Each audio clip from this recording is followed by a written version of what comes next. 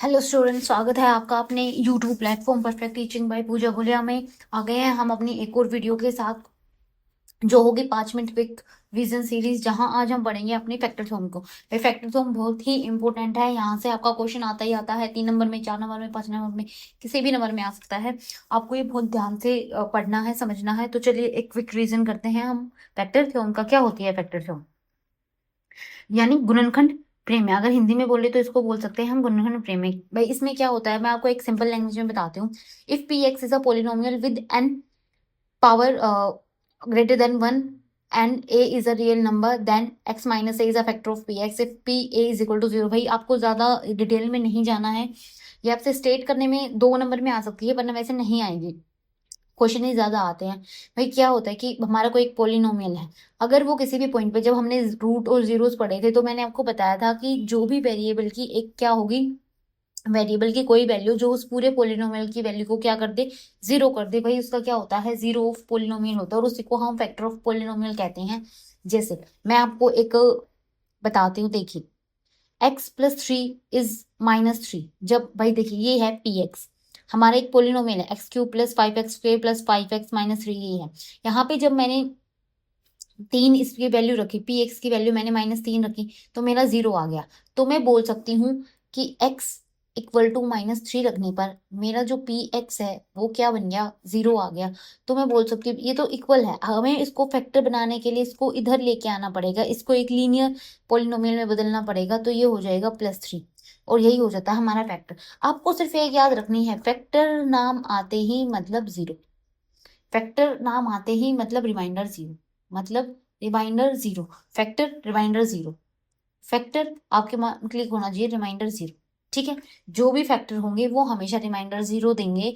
अगर मैं बोल रही हूँ कि x+3 इस पोलिनोमियल का एक फैक्टर है, तो आपको याद रख लेना है कि इसका मतलब जब हम x को उधर लेके जाऊंगी, -3 बन जाएगा, तो इस पोलिनोमियल में अगर मैं x की वैल्यू -3 रखूंगी तो 0 बन जाना चाहिए, तभी वो उसका एक फैक्टर होगा। ये एक सिंपल सी आसान सी भाषा है, ठीक है, फैक्टर थ्योरम के बताने की। आपको सिर्फ इतना याद रखना है, फैक्टर थ्योरम मतलब 0। ठीक है, अब भाई दो तरीके होते हैं फैक्टर्स निकालने के। एक तो होता है हमारा गुणनखंड प्रमेय से, दूसरा होता है हमारा splitting the middle term method. मैं आपको दोनों बताऊंगी, लेकिन अलग अलग वीडियो में, क्योंकि एक वीडियो बहुत लंबी हो जाएगी।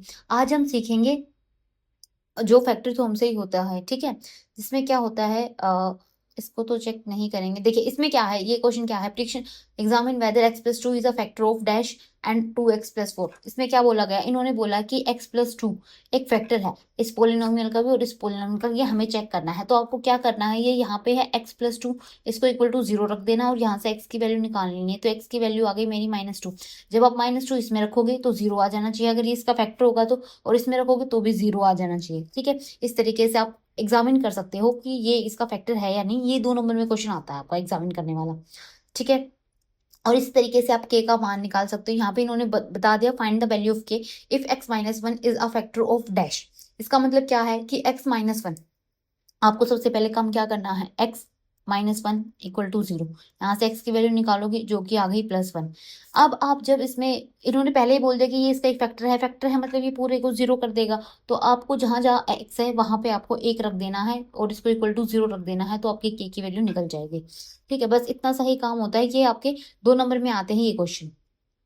बड़ा क्वेश्चन आपका आता है जब आपको फैक्टर निकालना होता है, ठीक है, उसमें आपको कंडीशन बता देंगे। देखिए ये देखिए भाई क्वेश्चन, इसमें आपको बोला गया है कि आपको फैक्टराइज करना है और गुणनखंड प्रमेय का ही यूज करना है, मतलब फैक्टर फॉर्म का ही यूज करना है। तो आप कैसे करोगे, भाई ये है मेरा पोलिनोमियल, किसकी वेरिएबल में, वाई के में, तो ये आ गया y² -5y + 6। भाई फैक्टर थ्योरम यूज करने के लिए आपको एक सबसे पहली कंडीशन मैं आपको बता देती हूँ कि ये जो मेरा फर्स्ट वाला है ना, जैसे y², यहाँ पे x² z² t² कुछ भी हो, ये सिंगल होना चाहिए। मतलब इसके मल्टीप्लाई में जैसे कुछ भी है, जैसे ये है 6y², तो आपको इस 6 को हटाना पड़ेगा, सिंपल यहाँ पे y² होना चाहिए। ठीक है, इस तरीके वो जो क्वेश्चन आएंगे ना, मैंने मतलब आपको डिटेल में करवा रखे हैं सारे एक्सरसाइज वगैरह के, अब वहां से आप डिटेल वीडियो भी देख सकते हो।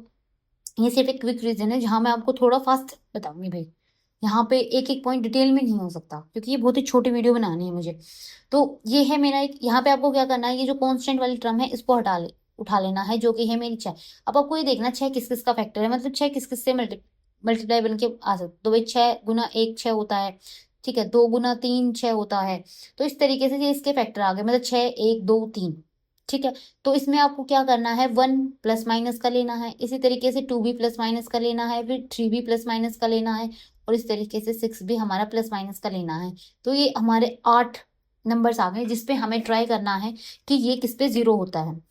मतलब आपको एक बार y की जगह +1 रखना है, एक बार -1, एक बार +2, एक बार -2, एक बार +3, एक बार -3, एक बार +6, एक बार -6। यही एक इसमें क्या होता है, इसका एक कोज है कि हम इसको ज्यादा प्रेफर नहीं करते, हम स्प्लिटिंग मिडिल टर्म पे ज्यादा फोकस करते हैं क्योंकि उससे हमारा इजी आ जाता है। यहाँ पे जब छोटा नंबर होता है ना तभी हम बस ट्राई कर सकते हैं।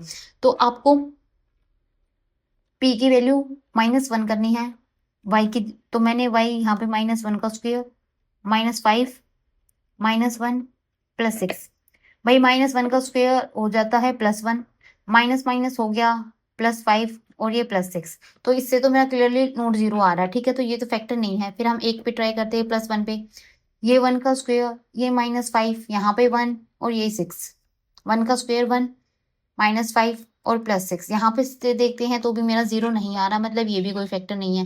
फिर हम 2 पे ट्राई करेंगे, 2 पे करेंगे तो y की जगह हम 2 रख देंगे, जहां जहां y है वहां वहां हमने 2 रख दिया। तो भाई ये हो गया मेरा 2 2 4 एंड ये 10 और ये +6। तो देखिए 1 6 और 4 को जब मैंने किया तो 10 आ गया, प्लस का 10 माइनस का 10, तो ये आ गया 5 +10 -10 = 0। तो मैं बोल सकती हूँ y = 2। यहाँ पे मैंने पॉजिटिव लिया था तो y = 2, यानी y -2 आपको इस फॉर्म में लिखना है। y -2 क्या है, मेरा एक फैक्टर है किसका, इस, लेकिन मैंने देखा है कि जब भी मेरी जितनी भी डिग्री होती है उतने ही मेरे फैक्टर होते हैं। तो यहाँ पे डिग्री कितनी है पॉलिनोमियल की, 2 है, तो यहाँ पे मेरे फैक्टर 2 होने चाहिए, लेकिन मेरा तो सिर्फ एक ही निकला है। क्या निकला है, y -2। अब मेरे को, अब जैसे माइनस में निकल गया है तो मेरे को इस तरीके से और भी ट्राई करने हैं और उस पर भी निकालना है, यही एक। तो अब मैं यहाँ पे चलूंगी अपने अलग पे ट्राई करने के लिए। जैसे 2 पे आ गया, अब -2 पे ट्राई करो, लेकिन मैं अभी यहाँ पे -3 पे ट्राई करना चाहूंगी, ठीक है। क्या था, पहले मेरा y था, तो y की, सॉरी y नहीं, y का स्क्वायर था, यानी -3 का स्क्वायर, फिर -5 के साथ y मल्टीप्लाई था और +6।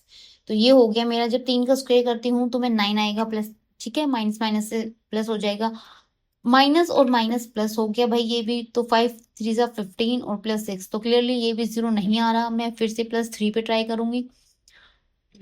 अब यहाँ पे 3 का स्क्वायर -5 और यहाँ पे +3 है आपकी बात, और ये +6 एज इट इज, क्योंकि ये तो कांस्टेंट टर्म थे। ये 9 आ गया और ये 5 3 15 माइनस का, लेकिन अब की बार, और ये 6। भाई अब जब मैंने 9 और 6 को ऐड किया तो आ गया +15 और ये आ गया -15 = 0। तो यहाँ से मुझे समझ आया कि जब मैंने y = 3 रखा, ये तो मेरा 0 आ गया, इसका मतलब y -3, क्योंकि आपको लीनियर इस फॉर्म में लिखना है। y -3 मेरा क्या हो गया, फैक्टर हो गया। मैंने देखा मेरे 2 फैक्टर आ गए, कौन कौन से, एक तो y -2 आ गया और एक मेरा y -3 आ गया। तो अगर हम इसके फैक्टर में रखेंगे, फैक्टर कैसे लिखेंगे हम, देखो इसके लिखने का तरीका ये होता है कि जो भी आपका पोलिनोमियल है y² -5y +6, आप इसको इसके फैक्टर में रख दो, और फैक्टर मल्टीप्लाई में होते हैं हमेशा, मतलब इसको इसके फैक्टर में तोड़ दिया। इस इन दोनों को जब हम मल्टीप्लाई करेंगे तो हमारी सेम यही निकल के आएगी, ठीक है। जैसे मैं 6 को करती हूँ तो मैंने 6 को तोड़ दिया 2 और 3 में, जब 2 और 3 को मल्टीप्लाई किया तो 6 ही आएगा, तो बस वही सेम बात है। तो मेरे यहाँ से 2 फैक्टर आ गए, y -2 y -3। बस एक यही तरीका है अपनी फैक्टर्स होम के यूज करने का, हमें सिर्फ कांस्टेंट टर्म पे फोकस करना है, और कांस्टेंट टर्म से जितने फैक्टर बन रहे हैं वो सब निकालने हैं, प्लस और माइनस के। जैसे मैंने क्या किया था, मैं एक बार फिर बता रही हूँ, 6 किससे मल्टीप्लाई बन के बनते, देखो 6 × 1 6 होता है, 2 × 3 6 होता है, और किसी से भी 6 नहीं आएगा। तो यही 4 नंबर है जिससे 6 बनता है, इन चारों को ही आपको प्लस और माइनस दोनों पे ही करके देखना है, ठीक है। तो मैंने देखा दोनों ही मेरे प्लस आए हैं आपके पास, जैसे मैंने +2 रखा और +3 रखा तो ही मेरा आंसर आया। इस तरीके से आपका माइनस रखने से भी आंसर आ सकता है। यही क्वेश्चन है आपको जो करने हैं। ये भैया अगर आपको स्पेसिफिक देंगे ना तो 2 से 3 नंबर में ये क्वेश्चन आपका जरूर आ सकता है। तो कल हम करेंगे अपनी स्प्लिटिंग द मिडिल टर्म, जो कि बहुत जरूरी है। ये फैक्टर फॉर्म अगर आपको स्पेसिफिक आता है तो ही आपको यूज करनी है, ज्यादातर आपको फैक्टर में यूज करना है splitting the middle term method, जो हम पढ़ेंगे अपनी नेक्स्ट वीडियो में। जब तक चैनल को सब्सक्राइब कर लीजिए और बेल आइकन को प्रेस कर लीजिए ताकि आने वाली वीडियो के नोटिफिकेशन आपको मिल जाए। Thank you so much.